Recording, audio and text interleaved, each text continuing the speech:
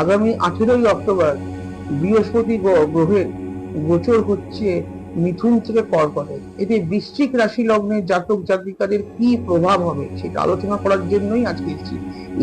এই যে গোচরটা, এই কম্বিনেশনটা বৃশ্চিক রাশি জাতক জাতিকাদের জন্য খুব পাওয়ারফুল, খুব অসপিশিয়াস একটা কম্বিনেশন হবে। এই সময় আপনাদের খুব ভালো সময় যাবে। এই সময় আপনারা যা ভাববেন, যা চেষ্টা করবেন, যা করার চেষ্টা করছেন সব হবে। এই সময়টা আপনাদের একটা গোল্ডেন টাইম বলা যেতে পারে।